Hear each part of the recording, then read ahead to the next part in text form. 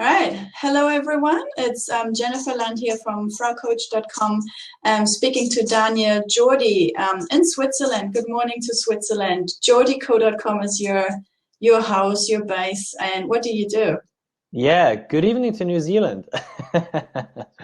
Thank you so much for doing this call. It's great to be here with you. So, bit of a background with me. I've always been the connection guy, and that's basically how people perceive me, which is great. When people try to give me a title, it's always hard because I don't fit into any box. But I always say I'm a connection strategist. So I'm not a coach, I'm not a mentor, I'm not an advisor. I do coaching, I do mentoring, and I do advisory. But at the end of the day, I don't fit into any of these categories. So I always say I'm a connection strategist, because what I do with people is I work with business owners, mostly in the training and development industry. A lot of them are leadership coaches, management consultants, event creators, people like that, people in that training and development field. And I help them authentically connect with decision makers and influencers so they can grow their impact, to form partnerships, to create referral partnerships, to create joint venture partnerships, to grow their business and to grow their impact. So that's where I'm coming from. Tell us a little bit about you, Jennifer. So I am part of that group that you just mentioned. My job is, I call it leadership, sometimes coach, I call it sometimes leadership, sometimes personal professional development. It really has a couple of areas where it overlaps, obviously. So I'm all about purpose, that people really find what they're passionate about and then take that and really make money from it as well, because if you just have a hobby, you can't live of it, obviously. And I don't enjoy the shallowness. I love deep things and connections with other people. I love helping them and giving. And so I do this with coaching, one-on-one with leaders, with managers, sales professionals are my standard clients. And the other thing I do, and I do a lot of pro bono work as well in that area, is for our community. I give workshops at the moment. My goal this year is 100 hours free for the community, giving them workshops on productivity, leadership skills, self-management, all these sort of things that obviously have a part in my coaching as well. And I run these for companies too. So that's me in a nutshell. Also, it's really hard to put a title on a person when they do lots of things to serve and to help. Yeah, it's with that title thing, it's like very often people say, so what's your title? But how do you describe that thing? It's that, I don't want to dive too much into that, but I feel like it's just something that we've been trained to do. We need to give everybody a title so they actually exist. Because if somebody doesn't have a title, they don't exist. And it's thankful. I'm very happy it's getting more and more away from that. It's like, I don't really have a title. That's what I do. That's why I'm doing it. So I'd love to chat a little bit about business generation today, but specifically about authentic business generation. It's a topic that's very close to my heart, because when I was back in corporate, maybe just to share a quick story, when I was back in corporate, I used to work in recruitment, business development. And my boss would come up to me every Monday and hand me a list of 100 people to cold call. And I hated it. I just hated it. Every single day was a drag, because it was so inauthentic to me, and not only to me, but also to the people I called. So very quickly I stopped with that, and I figured different ways of going about doing business that felt a lot more authentic. And the biggest change for me was when I realized that all I could focus on is really building relationships with those people. And if I would focus on the people I care most about, then building that relationship and eventually turning it into a win-win situation and creating business out of it was effortless. It was easy. It was not something that was forced. So I did that, was very successful at it. And then when I started my business, that's what I focused on for myself. And then a lot of people came to me and said, how do you do that? How do you go about this? Because a lot of people, they still think, a lot of people in business still think they have to do it a certain way, but you don't have to do it a certain way. You do it the way it feels most natural to you. So I'd love to talk about this topic because it's very close to my heart, this whole topic of doing business in a very authentic way, and especially doing business in a way that where you can just go out and build real, genuine, authentic relationships. So the question to you, what does authentic business generation, if you just hear that term, what are some of the things that come to mind? What does that mean to you? Well, I've always been about authenticity. When it comes to Myers-Briggs, if you're into that stuff, I'm an ENFP, and the main driver of how my brain is just programmed to think and to work is authenticity. So it's already like a part of me anyways. But for me, it means to respect a person in their uniqueness and understanding that everyone has their own story to tell, everyone has their own unique experiences. When you meet a person, sometimes you might superficially just judge them because of something that is different to you, something that you don't recognize. But then when you actually bother to get to know them and to really hang out with them for a bit more and ask some deeper stuff, you very, very often you sit there and your jaw is dropping and you're like, wow, I had no idea this person went through that. Or, whoa, I could have never thought that this person can teach me so much. So I think authenticity is about recognizing uniqueness and someone's strengths and the way they talk and the way they've got experiences, and then relating to that, not judging, just experiencing it, and then also sharing whoever you are with them, so they might get something out of it. So I think this is what you probably felt when you started doing those sales calls, and when you started just talking to John and not to customer X or customer A, B, or C in terms of value that they could potentially give you. If you started seeing them as a real person, just saying, hey, John, how are you going? And you really bother to know what's their story. Do they have kids? Did they have a stressy day just now? Or did something not work out? And just really respecting them. That's just easier. It's like talking to friends. It's not selling at all anymore. I think this is how we connected. That was one of my LinkedIn posts. I think it was called cold calling. Ha ha ha. Nope. And then you were like, yeah, like that. It's so authentic. Yeah. Exactly. So. Yeah, absolutely. And it's like, that, I think that goes into the next thing I want to talk about, which is like, why is that important? Like just, I mean, based on how we met, you published that post. And when I read that post, I was like, wow, that it's just, I didn't know you before that, obviously. So I didn't know who you were, but it just felt like it just came over very genuine, very authentic. And I was like, yeah, that's somebody I want to get to know. So I messaged you and we jumped on a call. And it was like, it's that act of sharing things authentically with not really the world, but with the people you care to support. Because at the end of the day, not everybody is your ideal tribe, but there is a tribe out there that is totally, completely unique and ideal to you. And if you care to show up to authentically share, your expertise, your story, your struggles, being vulnerable is a big, big part of authenticity. It's a really big part. And just being open and not being afraid of what other people will think, but basically saying, I give a crap. I don't give a crap about what other people think about me.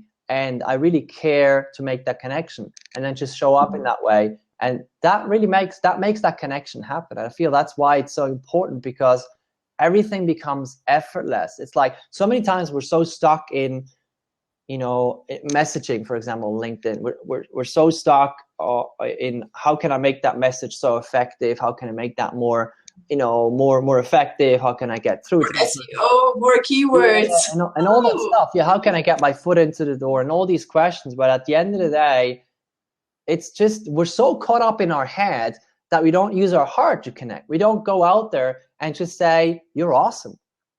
And many, many times that's all there is to make it an authentic connection.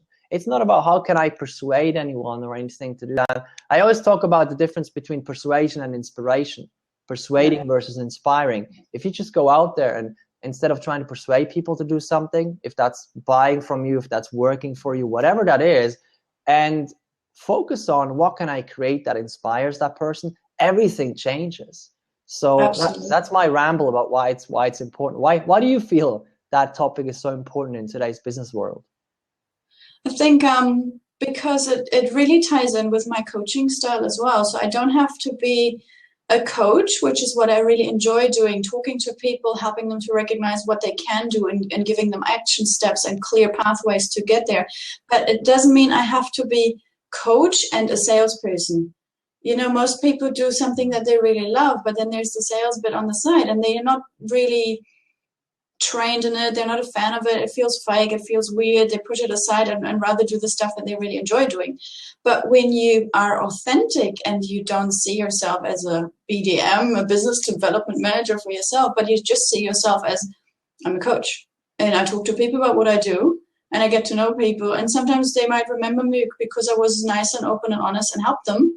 And if they will remember what I'm doing anyways when we had a good connection. And then they can come back and become my clients or not. But there is no neediness, no pushing, no KPIs, no 100 calls a week or whatever it is what you had. It's just, why would I do it? It's not genuine. It feels fake. So if I'm a coach and help people to recognize their true self, how can I be fake in terms of generating new connections? It just doesn't match, right? So, and I'm not sure how much you know about coaching and if you know some of the names in the industry, but one of my favorite people is a gentleman called Rich Litvin, and he's written a book about his way of coaching, and it just resonated with me. And now even there are clients saying to me, hey, I've heard about this guy. You are coaching exactly like what he does. And I feel so proud because he's a really top of the world sort of coach. And he has got only 4 steps. It's connect, invite, create, and propose, which means you connect with the person, just saying, hey, let's meet. Want to get to know you, want to get to know your story. And then invite would be if they say they have a need that you can meet with your skill, with your service, you can say, hey, would you like to be, part of that? Would you like to try a session? So on my website, I have free discovery sessions. I have a certain amount of free sessions a week where I reserve up to 2 hours for people, random strangers. They go on my website, say, hey, I'm really stuck with that. Can I have a chat to a coach? I'm like, yeah, go and do it. That's a certain amount of my time is just reserved for that. And then the next step is create. So I show them what I do. I just create the coaching magic. And then if they're really game and I like them as well, I have to be picky about my clients because I want to have my reputation very high. Mm-hmm. And then I can propose and say, look, this is what I can do for you. And then we talk about pricing and blah, blah, blah, blah, blah. So it's just the 4 steps: connect, invite, create, propose. And that's all. There's no sales, no funnel, and no CRM craziness happening. I use a Trello board and I coach sales managers on using that as well. It's super easy. I don't like tough and complicated stuff. It's just like, and it takes way too long as well. Entering all these things somewhere is just like, nah. Yeah, I can so much relate to that because most of my clients are executive and leadership coaches, and people who very often they're not salespeople. They're not marketing people. They're out there not to sell as much as they can. At least that's not the way they perceive it. It's about they're out there to help as much as they can, to support other people as much as they can. So very often that's a topic that's like, oh my God, I don't want to talk about sales. I don't want to talk about marketing. But at the end of the day, sales and marketing is just words.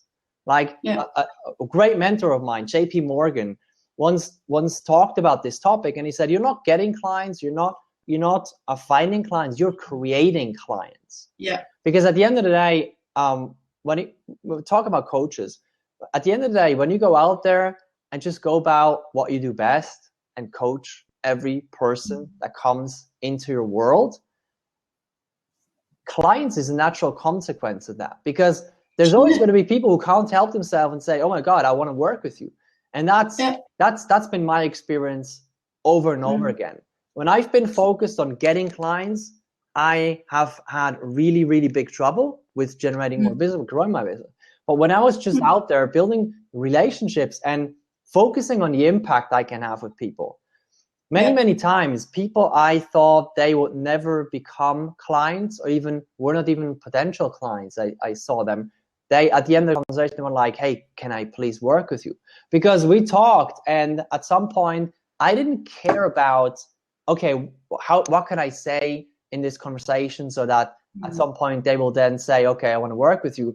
But when they said something, I would just challenge them, and I would just say, it's be totally straightforward. I think you're asking the wrong questions here, and things like that. And people are like, okay.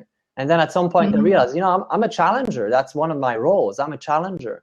And if I just step into that authentic role that I already have, then business is a natural result of that. So that's in the coaching world, especially, something that a lot of people struggle with. They don't want to talk about marketing and sales, but it's not something that they need really to talk about, because they can just go about doing the things they do best, which is connecting, right? They are natural connectors, and helping people, supporting people, because that's what they do best. Coaching people, that's what they do best. I also feel that people are very, very smart, especially these days where they get bombarded with newsletters, emails, Facebook ads, you know, buy here, do that. You go to a supermarket, there are 250,000 products on average that yell, buy this tomato sauce and buy that brown rice. You know, you're like, which one, which one, which one? So you constantly get confronted with promises. So people are over this fake shit. They're over the almost natural, you know, like the labels that don't really deliver. So people just kind of blur out all that salesy stuff anyway these days, and they can see when you're a salesy person, a pushy, needy type of when there's a need, as you just said, when you feel like you have to go out and find a client now. They feel that. People are not stupid. They can sense it. They're as intuitive as you and I are, and they would not want to buy from someone who's just like, please buy from me. Yeah, because it's like comes over like a beggar, right? Yeah. And you know, have you ever heard of Gary Vaynerchuk? One of my favorite books. He literally is on my desk because I feel really motivated whenever I see his face, even though he's a little dick sometimes. Yeah, but he's got the rights to be a dick sometimes, so that's good. Absolutely. It's just a guy I admire for his authenticity as well. You know, I mean, many times he's way too much over the top, but only too much over the top for the wrong people. For his tribe, he's totally doing the right thing. So I mentioned him because in his book, The Thank You Economy, he talked about this. And I very much agree with him that we're basically going back to 1900, but we're going back to 1900 on steroids because we get social media. So in 1900, you went to the local butcher shop. The local butcher knew you. He knew who you are, your name, your children's name. He knew your history. He knew a lot about you, and he had a relationship with you, and you had a relationship with him. And back then, you only did business with people you had a really strong relationship with. The thing is today, people think that has changed, but it hasn't. It has never changed. And even though it may have slightly been different in the heights of the industrial age, when everything was about mass markets and cheaper and faster and more optimized, now we live in a different age. Now we're back to 1900 or 1850, where it's about that relationship. And nobody today, especially when it comes to, you know, if it's not about buying a $10 book or something like that, if it's about a higher purchasing decision, nobody does business without having a relationship first. And people they misperceive that. They think, okay, if I can just do that and this and this and this and have the perfect offer and really be persuasive or something like that, then it's going to work out. But at the end of the, or be the cheapest, that's the worst. That's the worst value proposition. Be the cheapest. And it's just not that way, because it hasn't changed. We do business with people we like and trust. It's always been that way, and it will always be that way. And recently somebody emailed me and they said, you know, I really like what you're doing, but are you not afraid that at some point you're going to be outsourced? You know, like there's a lot of other professions that a machine could do what you're doing. And I was like, it's an interesting question. I never thought about it. You know, I don't think it ever will be able to be, you know, outsourced, automated, whatever, because at the end of the day, connecting is such a core human need that we have. It's not something that is dependent on the age we live in. It's not dependent on you know, what kind of title we have. It's just because we're human, we need to connect. We have that urge to connect with other human beings. And therefore, I think that's never going to go away. And it's like the more we try to optimize and mass produce and all this, the greater our need for connection becomes. That's the way you look at it. I can really, really support that. I had a similar conversation a few times with clients that I have in the tech sector, and there's I'm interested in AI and artificial intelligence and robots and human interaction and how it all works. And the problem is that they think, everything was going to be done by humans very, very soon. Wait, you know, there is an element that robots still cannot mimic, that they still don't have the heart. They still can't give life to other people, you know. So there's always some component where humans are just way ahead, have an advantage over robots or artificial intelligence or any sort of special program or app you are possibly able to write ever. And it's just something that I would also not want to be replaced. Nobody in the world would want to be hugged by a human mother, by a robot mother. They would always prefer being hugged by a real mom, or giving a human child a hug, and those sort of things. And it's the same with business. Of course, we want to use technology to make it easier. Without all this awesome technology, you and I would not be able to speak right now. Exactly. Would not be able to share some of the stuff with our lovely people joining us and listening to us right now. But it should support us. It should not take the human away. It should make the human even closer, faster, better, stronger. I'm so glad that, for example, when you look at what happens in America right now with people looking at Donald Trump, and half of America is starting to sway, and the tipping point will be reached very shortly. But there is a massive tribe on the other side in the internet saying, whoa, wait, and that's all communication between real humans. They want to make a change. They use technology to create humanity and make decisions that truly matter.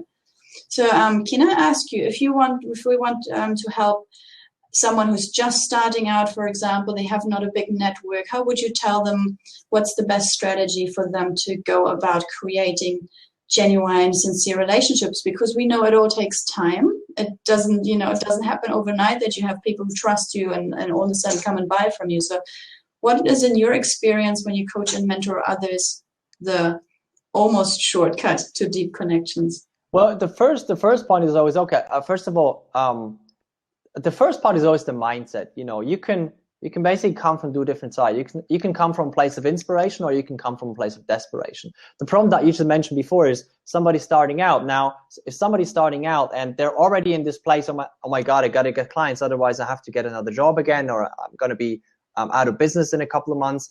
That's a really big challenge. That's a really, really big challenge. And with that, I mean, there's the mindset work, because if that mindset is there, everything else doesn't matter. Everything else is not going to work. No matter how well your funnel or whatever is set up, no matter how much you put effort into building relationship, if you come from a place of desperation, it's not going to work. You got to find ways to move into that place of inspiration. And, one of the best ways is, I learned this from Tony Robbins, really focus on the outcome you want and the ultimate purpose behind every single, not just your big why. Your big why is important, but then in every piece of the puzzle, like you say, okay, I have five conversations lined up with people next week.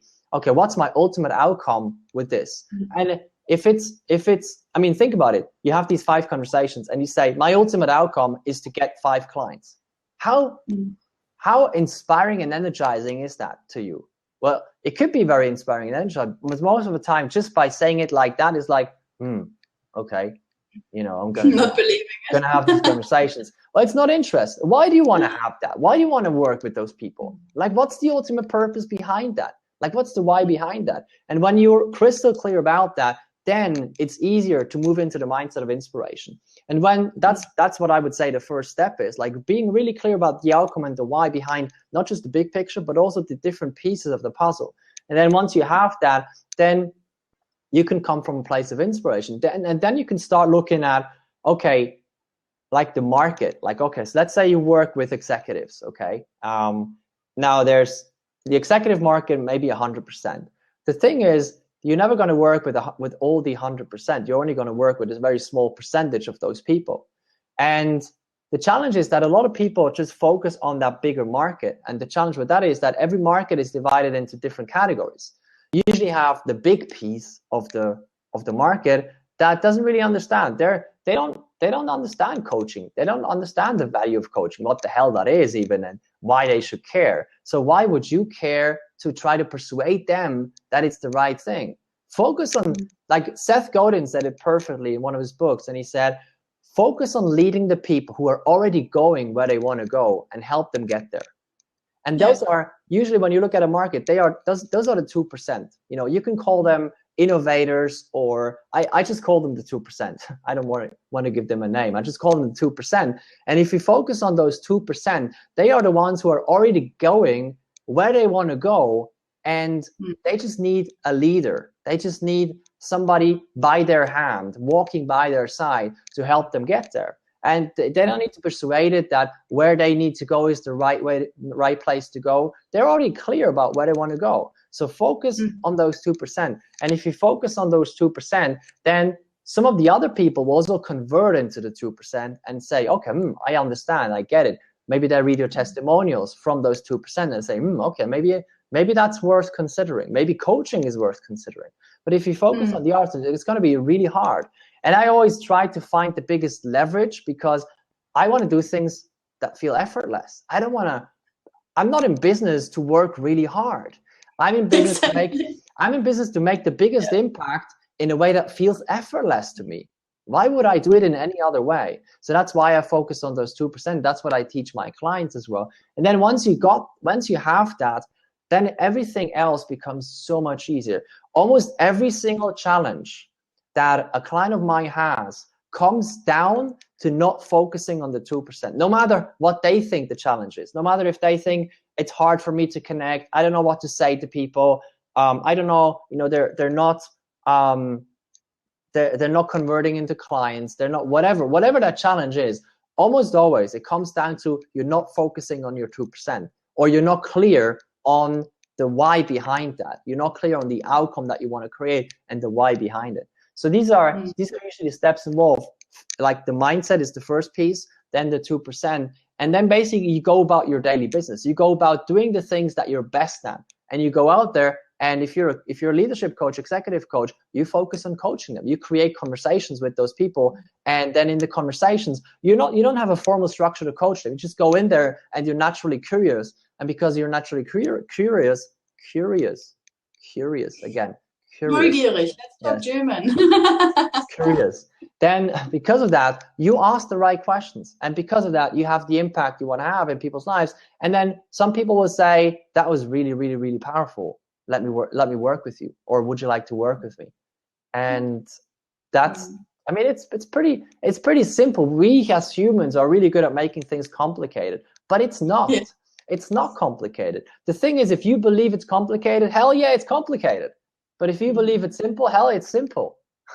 Yeah. That would be my answer. That comes back to the mindset again, what you just said. When I said, do you have a shortcut for people just starting out? What should they focus on?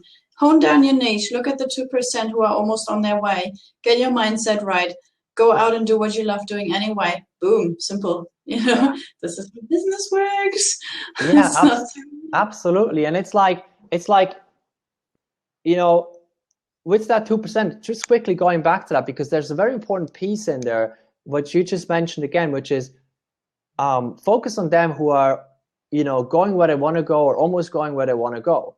Don't focus initially, at least not initially. You can do that later if you want to dig deeper, but initially focus on the ones who are already there 80%, who have everything set up already. Like, for example, in my case, I often work with event creators. People who create workshops and retreats and things like that. And for them, creating partnerships is a very important piece, but not when they're thinking about doing a workshop in 2 years. Then it's like, I'm not interested in that. Let me worry about that later. It's interesting for them once they schedule the retreat or the event 6 months from today, and they have some of the speakers organized, or some of the location organized, and they realize, okay, I have an issue. I don't have people enrolled right now. And I know that with my resources, I'm not really getting where I want to go. But I have the date, I have the location paid, I'm invested. Okay, now, I'm there maybe 50%, 60%, but now the other piece is missing. And it's a must for me to create that other piece, because otherwise nothing's going to work. So now for them, it's important. Okay, now I have to build those partnerships. I have to build those connections with the right people in order to, create the thing I want to create, that event, that retreat, that workshop, whatever, to make the biggest impact in people's lives, to create something remarkable. And that's, just in my case, and that's with everybody, it's like with an executive, if they are, so much stuck in their head and so much stuck in their business that they don't even realize, or that they're not even aware that they need support. It's going to be really tough to persuade them that they need support. But the ones who are at a point where they say to themselves, that's enough. That's enough. Now I need support. That's enough. I need support. But they don't know where to look. They don't know who to talk to. They don't know those specifics. And then you have the conversation with them and they say, wow, you know, that's exactly what I need right now. I feel the same. It's especially in my area of coaching, you cannot force someone to be coached. When a company comes to me and they say, our sales manager does not perform well, I can't drag that guy and make him shine if he doesn't want to, if he does not even respect coaching or me, or wants to be, you know, wants to change his thinking. It really is more that you, as someone who delivers the service, you need to complete that person. It's like when you find a girlfriend, you can't just go on the street and drag a random girl. It doesn't work. But if you find someone, you like them, you're just chatting a bit, you're like, oh, well, we're kind of compatible. And then you go closer, and you say, yeah, we match. But you can't go 100%. You need the other person to do like 50%. Then you come towards them. Then you can create the magic that they're after. And then they're happy and recommend you to others. And dang, there is no sales being done. There's only true, authentic connection, human people connecting, clicking, you know, the puzzle pieces meet and match, and that's it. So I can really only support that point. And the other thing, when you said earlier, focus on the people who already want something. I rarely even have to stress about going out to meet people. I still do it because I enjoy it. But for example, when I created workshops and said this year I do pro bono work quite a lot for my local community here in New Zealand, I did those workshops and people just signed up within hours. Those workshops were fully booked and I did not even spread the word. So it's like, well, I don't have to really market because they come to me and then I do what I love. And now a couple of them even became my clients through that. So this is not even what I intended to, but I just come share a few hours with these people, show them my worksheets, my decision matrix, my tools that I've been using all over the world now with people, and they love it. And they say, yeah, can you actually help me with this issue in my company or in my life? Yeah, let's have a look. What is it? You know, let's meet. Okay, no marketing, no sales, just me doing what I love anyway. So, yes. Yeah. So how would you say someone who is more, you know, a startup founder, they have a product that they need to create or an app, how would you give that advice to them about authentic connection with people and business creation? Well, you know, what I've learned is that for some people, it's harder to make authentic connections, and for others, it's easier, depending on the mindset they're in right now. And you know, it's kind of a broad question, but the way I would go about it is, like ask yourself a couple of questions. And probably the biggest one is, like, who are the people that, maybe two questions. Who are the people in your field that inspire you the most, that you look up to? Who are those kinds of people? And then ask yourself the second question of, who are the people that can support you to go where you want to go? Who can make the biggest difference to help you go where you want to go? Because, you know, I talk to a lot of startup founders. I don't really work with tech startups or startup founders in the general sense. I usually work with service-based businesses, like I said before. But in that case, you know, a lot of what I know is a lot of startup founders are focused on investment, and that's just a mindset issue. Because I'm just being totally blunt. Instead of thinking about how can I raise capital, you know, maybe think about how can you create a business model so I'm profitable from day one. Absolutely, yeah. Just being totally blunt. And I know that's not possible in every single area, but for most people, it's just like, I don't know, but I feel like the startup world has been so much being drilled into, I gotta raise capital first, and then it's about, you know, everything else. But that may have worked 10 years ago, but today we live in a different world. So instead of asking the capital question, ask the question, who are the key strategic partners in my field that I could connect with, that I feel inspired to connect with, that if they would be positively talking about my product or my service, if they will be doing a joint venture partnership with me, that would eliminate the need of capital and catapult us to an entirely new level in terms of business. So that may be a really interesting question to ask.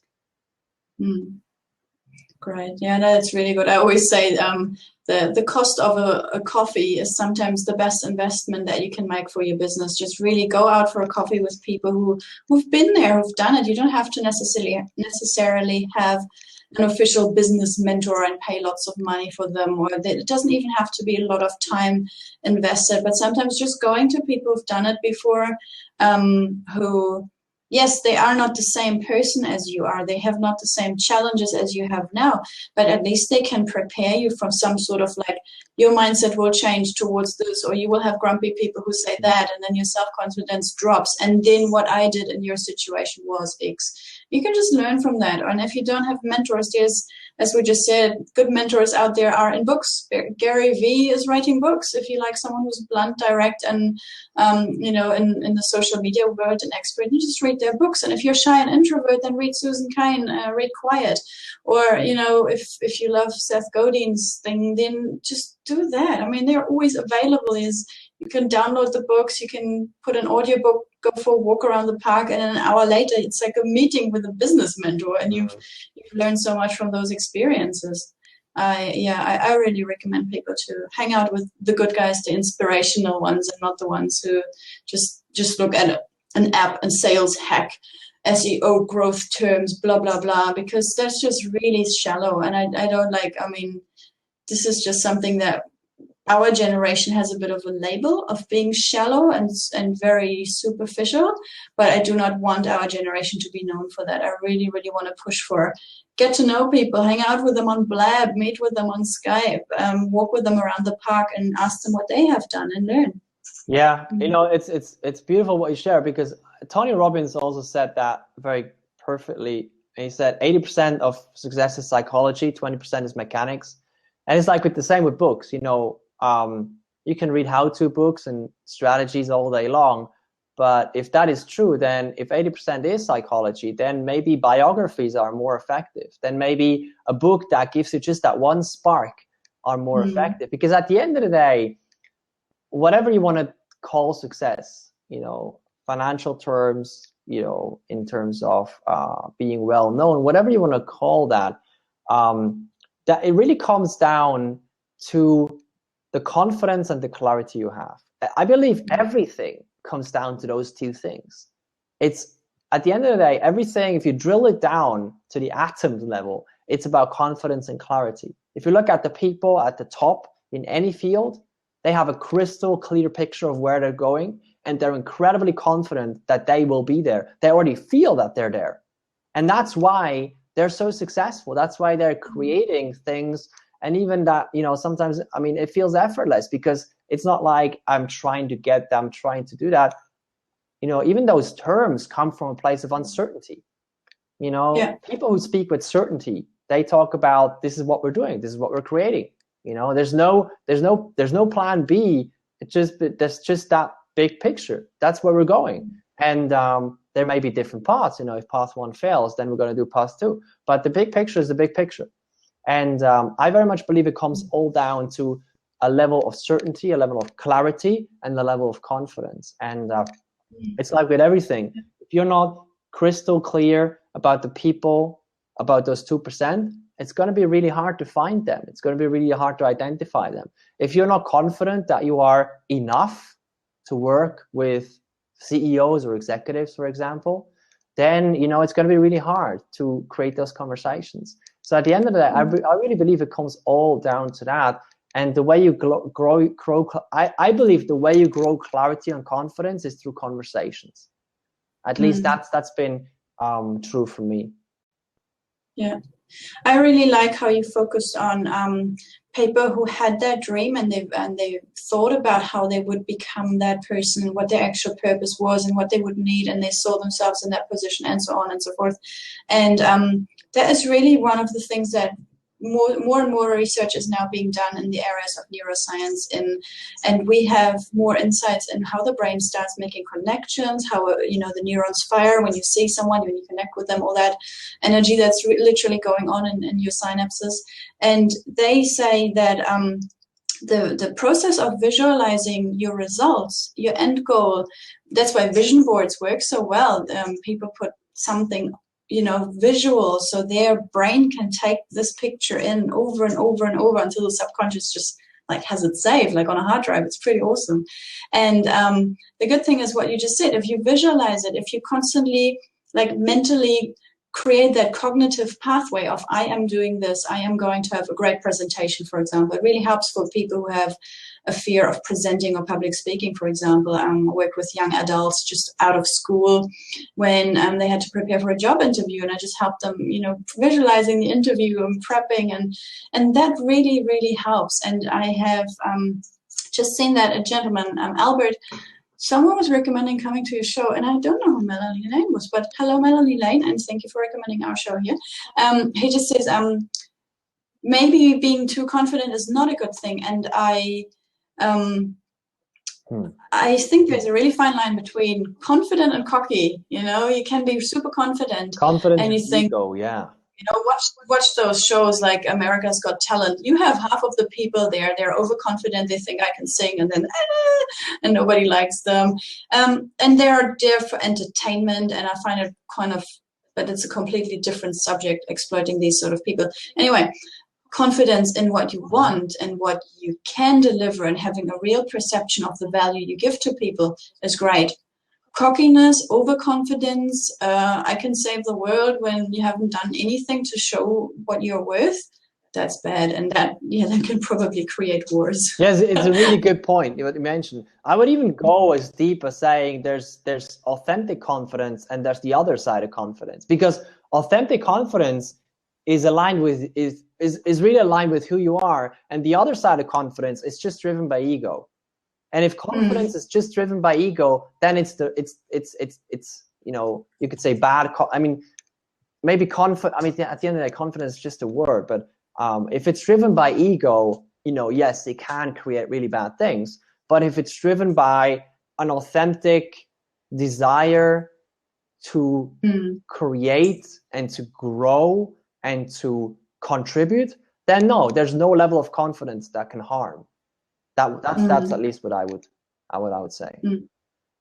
What are your top values? I always take my clients through a values exercise. I haven't taken you through it, but I'm pretty sure you are well familiar with all these things. What would you say are your top values, your drivers that you always apply whenever you make a decision or whenever you decide to take on a new project? What needs to be in it for you to say, yeah, I feel complete?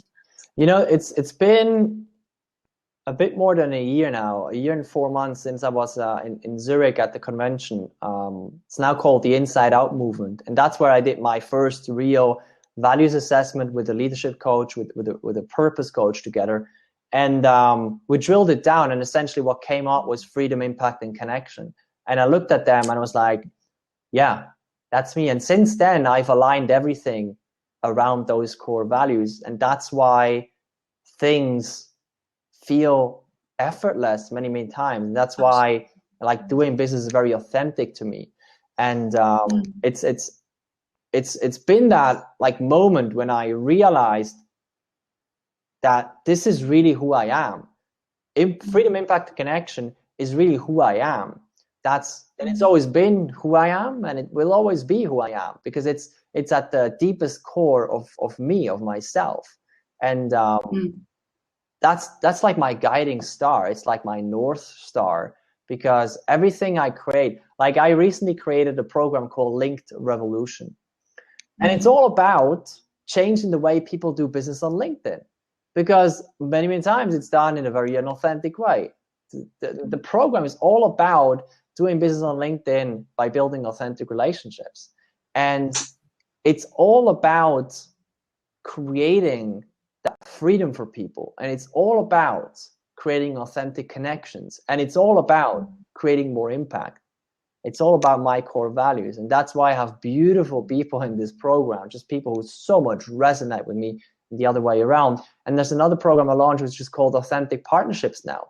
And what is it all about? Well, it's about those three things. It's about freedom, impact, and connection.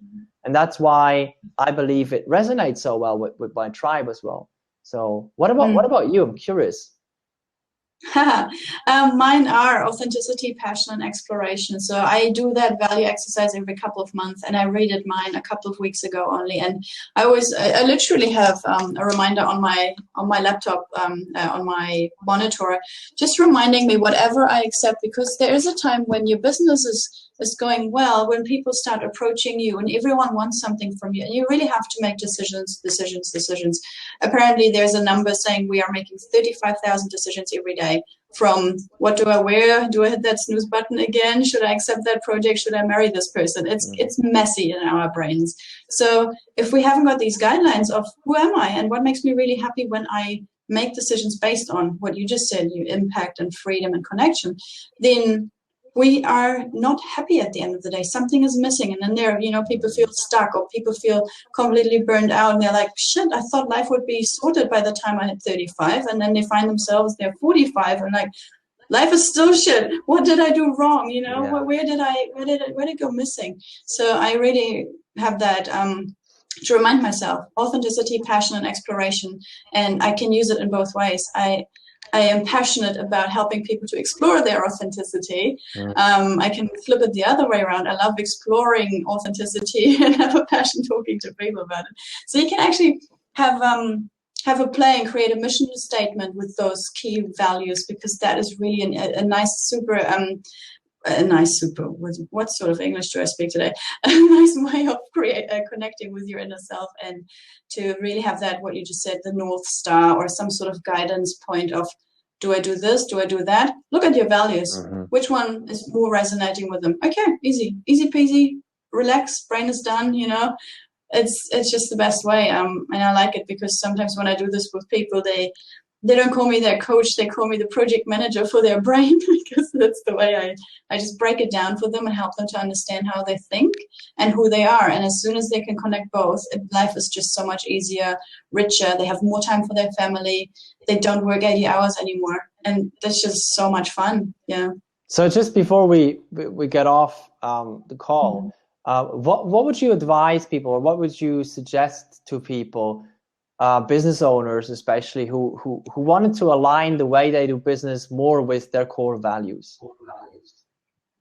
Well, first of all, obviously, you would look at what are their core values. You will really have to take them aside and say, take a break now. It can even be something as big as take a whole weekend off from family, from the job. Don't open your emails, don't do anything. Just sit there. Literally, like, meditation is a brilliant way of doing that, and just watch what sort of thoughts are actually keeping your brain busy. What do you feel yourself thinking about constantly?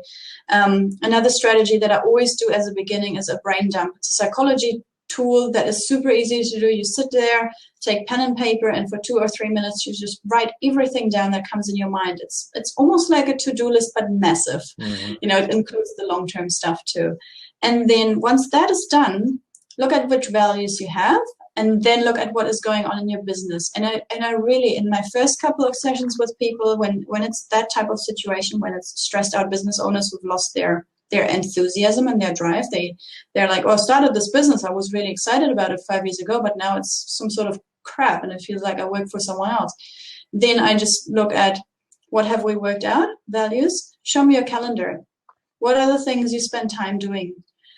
What is the stuff in there that you spend time doing that resonates with you, that fulfills those values? And sometimes it's as little as 10%. They don't have time for the really meaningful stuff because they do so much other stuff. Then we start categorizing things, delegating stuff, removing things, saying no to the bad stuff so we can say yes to the good stuff. And it's really about just breaking it down, establishing what they want, looking at what they have now, taking out what doesn't fit. That's so simple. But it takes humility from a person to go through that. Because quite often when I talk to, especially executives, especially business owners, they know what they are doing. They are the big guy. Everyone relates on them. Everyone comes to them and wants advice. So they need to be looking perfect and flawless, and they have that immense pressure. So for them to have someone like me, a coach who doesn't judge them, who doesn't care about the past, it's not about mentoring, it's not about therapy, it's about where are you, what excites you, what are you doing right now, is it not exciting? Let's fix it. You know? Mm-hmm. There's someone calling and we have to really leave soon. Daniel's got a client very soon and I have to shoot as well. But this is pretty awesome. We've got so many lovely people joining us here. Yeah, That's thanks cool. for being here. Thanks for setting this up. I really appreciate it. Yeah.